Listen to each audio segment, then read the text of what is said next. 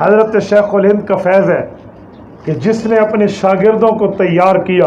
اور ان شاگردوں کو پوری دنیا میں بھیجا، اور آج دنیا شیخ الہند کے شاگردوں کا نام جانتی ہے، وہ یہ نہیں جانتی کہ یہ شاگرد کس کے ہیں۔ سنیں، حضرت مولانا محمود حسن دیوبندی رحمہ اللہ کے شاگردوں میں ایک شاگرد کا نام مولانا اشرف علی تھانوی ہے، جس نے تصوف کی میدان میں پوری دنیا کے اندر اہل حق کا سکہ منوایا ہے۔ حضرت مولانا شیخ الہند کے شاگردوں میں مولانا مفتی کفایت اللہ دہلوی ہے، جس نے فقہ میں ہندوستان کا مفتی اعظم بن کے امت کے مسائل کی رہنمائی اور ترجمانی کی۔ حضرت شیخ الہند کے شاگردوں میں شیخ العرب والعجم حضرت مولانا حسین احمد مدنی رحمہ اللہ کا نام آتا ہے، جس نے علم حدیث کا بادشاہ ہونے کا حیثیت اور لقب حاصل کیا ہے۔ حضرت شیخ الہند کے شاگردوں میں حضرت مولانا سید انور شاہ کشمیری رحمہ اللہ کا نام آتا ہے، جس نے ذہانت کے میدان میں دنیا کے بڑے بڑے ذہین و فتینوں کو پیچھے چھوڑ دیا تھا۔ مصر کی لائبریری میں بیٹھے ایک کتاب کو پڑھا، کہا یہ کتاب ہمیں دے دو۔ انہوں نے کہا یہ کتاب اس لائبریری سے باہر ہم نہیں جانے دیتے۔ کہا اچھا پھر ایک بار پھر پڑھنے دو۔ اس کتاب کو پڑھا اور واپس ہندوستان آئے اور اپنے حافظے کی بنیاد پہ اسی کتاب کو لکھا جو پڑھی تھی،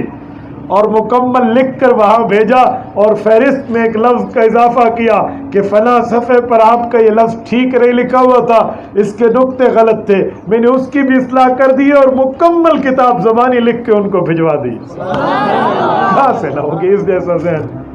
بہاولپور کی عدالت میں جب عبد الرزاق ملعون قادیانی نے غلام عائشہ کے ساتھ جو مسلمان عورت تھی ختم نبوت کا مقدمہ چل رہا تھا،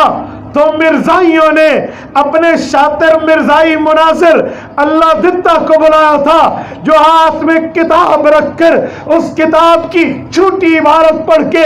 علماء دیوبند کو مخاطب کر کے عقیدہ ختم نبوت پر ڈاکہ ڈال رہا تھا۔ تو دیوبند کے ثبوت شیخ الہند کے معنی شاگرد حضرت انور شاہ کشمیری نے جج کو کہا کہ عبارت میں خرد برد کر رہا ہے، خطا برید کر رہا ہے، یہ عبارت کتاب کی ایسی نہیں ہے، مسلم الثبوت میں یوں نہیں یوں لکھا ہے۔ تو اس وقت کے جج نے کہا اے مولوی جی دیوبند سے تو آئے ہو لیکن تیرے ہاتھ میں کتاب نہیں ہے، اس کے پاس کتاب موجود ہے، آپ اپنی ذہانت کے بلبوتے پر اتنی بڑی بات کیسے کر سکتے ہو؟ تو دیوبند کے اس فرزند نے کہا تھا ہاں ہم نے اہل حق سے پڑھا ہے، اللہ نے ہمیں ذہانت دی ہے۔ آج سے 35 سال پہلے میں نے اس کتاب کا مطالعہ کیا تھا اور پڑھائی تھی، خدا کی قسم اس کتاب میں یہ لفظ ویسے نہیں ہے جیسے یہ بول رہا ہے،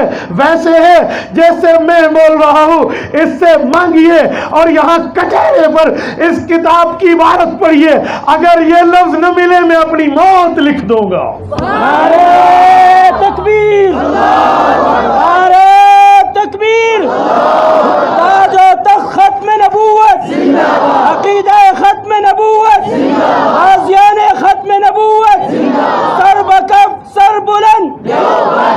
سر بکف سر بلند۔ کیسے منگوا لو؟ کتاب منگوائی گئی، وہ دیتا نہیں تھا،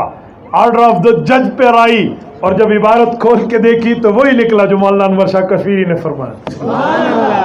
خدا کی قسم جو وہاں پر ان کو شکست ہوئی ہے نا، مرزائیت نے منہ کی مار کھائی ہے،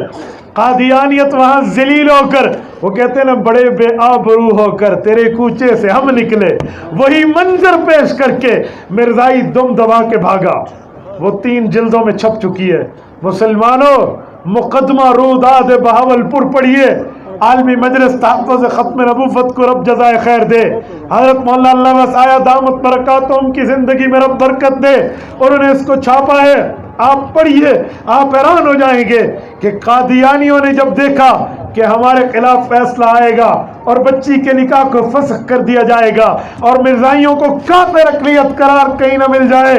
تو انہوں نے اتنا بڑا گناہونا کام کیا جو رہتی دنیا میں ملنا مشکل ہے۔ قادیانیوں نے اپنے بندے کو جس کا کیس لڑا جا رہا تھا عبد الرزاق قادیانی کو راتوں رات قتل کر دیا۔ جب قتل ہو گیا مرزائیوں نے اپنا بندہ مار دیا، صبح عدالت میں پیشی تھی تو کہنے لگے جب بندہ ہی مر گیا ہے آپ کیس کلوز کر دو, کیس فریز کر دو. تو علماء اسلام کے وکلاء نے دلائل دیے کہ کسی کے مر جانے سے کیس کلوز نہیں ہوتے, کیس پورے ہوتے ہیں. تو کیا ہوا, عدالت نے فیصلہ دیا ہے اور 7 ستمبر 1974 میں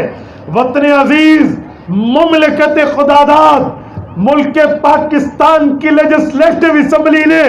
اس وقت کے علماء کی قیادت میں, جس میں تمام مسالک کی نمائندگی تھی, تمام مکاتب فکر, قائد ملت اسلامیہ حضرت مولانا مفتی محمود رحمہ اللہ کی قیادت میں موجود تھے, تو تمام کی موجودگی میں اس وقت کے ذوالفقار علی بھٹو سربراہ نے مرزائیوں کافر اقلیت قرار دے دیا.